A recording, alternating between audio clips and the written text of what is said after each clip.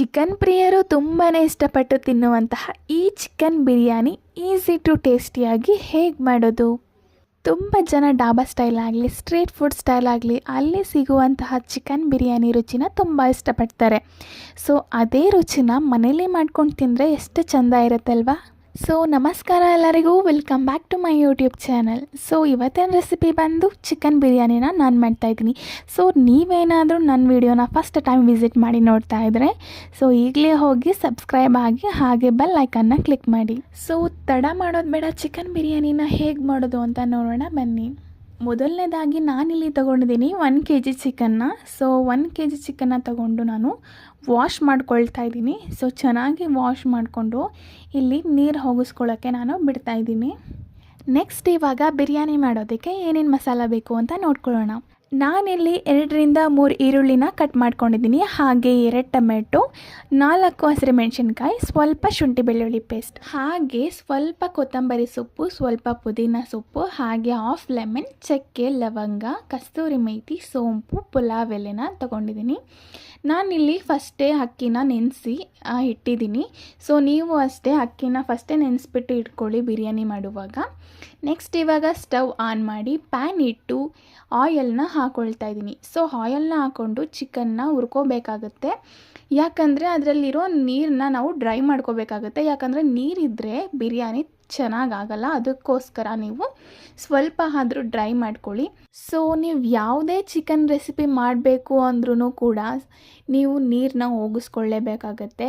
ಏನಾದರೂ ಇದ್ದರೆ ಅದು ಒಂಥರ ಸ್ಮೆಲ್ ಬರುತ್ತೆ, ಚಿಕನ್ದು ಹಸಿಯಾಗಿ ಇದ್ಬಿಡುತ್ತೆ. ಅದಕ್ಕೋಸ್ಕರನೇ ಸ್ವಲ್ಪನೇ ಡ್ರೈ ಮಾಡ್ಕೊಳ್ಳಿ. ಸೊ ನೀರೆಲ್ಲ ಹೋಗಿಸ್ಕೋಬೇಕಾಗುತ್ತೆ.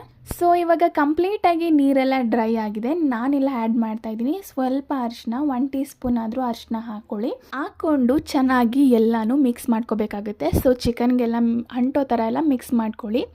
ನೆಕ್ಸ್ಟ್ ಇವಾಗ ನಾವು ಹಾಕ್ಕೊಳ್ಳೋಣ ಇಲ್ಲಿ 1 ಟೀ ಸ್ಪೂನ್ ಅಚ್ಕಾರದ ಪುಡಿನ ಹಾಕ್ಕೊಂಡು ಮತ್ತೆ ಎಲ್ಲ ಮಿಕ್ಸ್ ಮಾಡಬೇಕಾಗುತ್ತೆ. ಯಾಕಂದರೆ ಚಿಕನ್ಗೆ ಇದು ಎಲ್ಲ ಹಾಕೋದ್ರಿಂದ ಚಿಕನ್ಗೆ ಖಾರ ಉಪ್ಪು ಎಲ್ಲ ನೀಟಾಗಿ ಅಂಟುತ್ತೆ. ಇಲ್ಲ ಬರೀ ಚಿಕನ್ನ ತೆಗೆದು ಬಿರಿಯಾನಿ ಮಾಡ್ತೀನಿ ಅನ್ನೋದಾದರೆ ಅಷ್ಟೇನು ರುಚಿ ಅನಿಸಲ್ಲ ಚಿಕನ್ ಬಿರಿಯಾನಿ. ಸೊ ಈ ಥರ ಎಲ್ಲ ಮಾಡಿ ಹಾಕೋದ್ರಿಂದ ಇದು ತುಂಬಾ ಟೇಸ್ಟಿ ಅಂತಲೂ ಅನಿಸುತ್ತೆ. ನೆಕ್ಸ್ಟ್ ಇವಾಗ ಸ್ವಲ್ಪ ಉಪ್ಪನ್ನ ಆ್ಯಡ್ ಮಾಡಬೇಕಾಗುತ್ತೆ. ಯಾಕಂದರೆ ಚಿಕನ್ಗೆ ಸ್ವಲ್ಪ ಉಪ್ಪು ಅಂಟ್ಲಿ ಅಂತ ನಾನು ಇಲ್ಲಿ ಹಾಕಿದ್ದೀನಿ.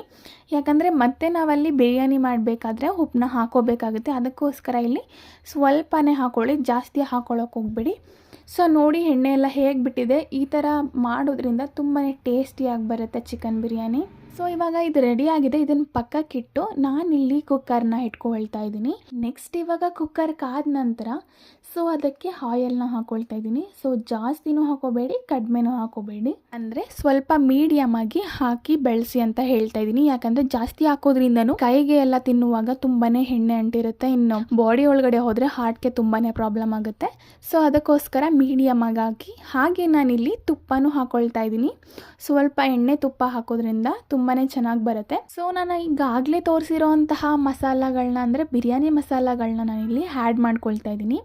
ಹಾಗೆ ಪುದೀನ, ಕೊತ್ತಂಬರಿ ಸೊಪ್ಪನ್ನು ಈಗಲೇ ಹಾಕ್ಕೊಂಡು ರೋಸ್ಟ್ ಮಾಡ್ಕೊಳ್ತಾ ಇದ್ದೀನಿ. ಸೊ ಈ ಬಿರಿಯಾನಿ ಅನ್ನೋದು ತುಂಬಾ ಎಲ್ಲರೂ ಇಷ್ಟಪಡ್ತಾರೆ. ಚಿಕ್ಕವರಿಂದ ದೊಡ್ಡವ್ರ ತನಕನೂ ಇಷ್ಟಪಟ್ಟು ತಿನ್ನುವಂತಹ ಫುಡ್ ಅಂತಲೇ ಹೇಳ್ಬೋದು. ಸೊ ಎಲ್ಲರೂ ತುಂಬ ಜನ ಹೊರಗಡೆ ತಿಂದು ಹೆಲ್ತ್ನ ಹಾಳು ಮಾಡ್ಕೊಳ್ತಾರೆ. ಅದ್ರ ಬದಲು ಮನೇಲೇ ಈ ಥರ ಈಸಿ ಆ್ಯಂಡ್ ಟೇಸ್ಟಿಯಾಗಿ ಮಾಡ್ಕೊಂಡು ತಿಂದರೆ ಹೆಲ್ತ್ ಕೂಡ ತುಂಬಾ ಚೆನ್ನಾಗಿರುತ್ತೆ ಅಲ್ವಾ? ಸೊ ನಾನು ಆಗಲೇ ಕಟ್ ಮಾಡ್ಕೊಂಡಿರೋ ಅಂತಹ ಚಿಲ್ಲಿನ ನಾನಿಲ್ಲಿ ಹಾಕ್ಕೊಳ್ತಾ ಇದ್ದೀನಿ. ಸೊ ಹಾಕ್ಕೊಂಡು ಚೆನ್ನಾಗಿ ರೋಸ್ಟ್ ಮಾಡ್ಕೊಳ್ಳಿ. ಹಾಗೆ ಈರುಳ್ಳಿ ಕೂಡ ಈಗಲೇ ಆ್ಯಡ್ ಮಾಡೋಣ. ಸೊ ಈಗಲೇ ಆ್ಯಡ್ ಮಾಡಿ ಸ್ವಲ್ಪ ಹುರ್ಕೊಳ್ಳೋಣ, ರೋಸ್ಟ್ ಮಾಡ್ಕೋಬೇಕು. ಸೊ ಇದು ಕಲರ್ ಚೇಂಜ್ ಆಗೋ ತನಕನೂ ರೋಸ್ಟ್ ಮಾಡಬೇಕಾಗುತ್ತೆ. ಸೊ ಈರುಳ್ಳಿ ರೋಸ್ಟ್ ಆದಷ್ಟು ಬಿರಿಯಾನಿಲಿ ತಿನ್ನೋದಕ್ಕೆ ತುಂಬಾ ಚೆನ್ನಾಗಿರುತ್ತೆ. ಅದಕ್ಕೋಸ್ಕರನಾದರೂ ಸ್ವಲ್ಪ ಆದರೂ ಚೆನ್ನಾಗಿ ರೋಸ್ಟ್ ಮಾಡ್ಕೊಳ್ಳಿ. ಹಾಗೆ ನೆಕ್ಸ್ಟ್ ಇಲ್ಲಿ ಆ್ಯಡ್ ಮಾಡ್ಕೊಳ್ಳಿ ಶುಂಠಿ ಬೆಳ್ಳುಳ್ಳಿ ಪೇಸ್ಟ್ನ. ಸೊ ಜಾಸ್ತಿನೂ ಹಾಕ್ಕೊಳ್ಳೋಕೆ ಹೋಗಬೇಡಿ, ಸ್ವಲ್ಪನೇ ಹಾಕಿ.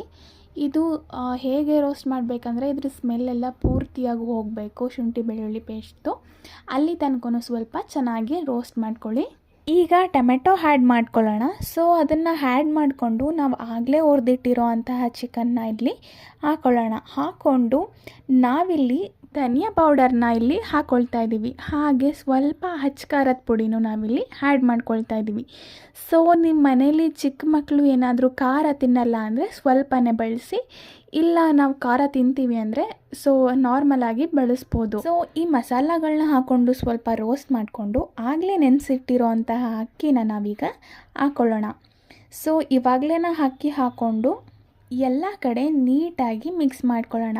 ಸೊ ಎಲ್ಲ ಕಡೆ ಮಿಕ್ಸ್ ಮಾಡಿದಷ್ಟು ಮಸಾಲ ಎಲ್ಲ ಕಡೆ ಅಂಟ್ಕೊಂಡು ತುಂಬಾ ರುಚಿ ಕೊಡುತ್ತೆ ಬಿರಿಯಾನಿಗೆ.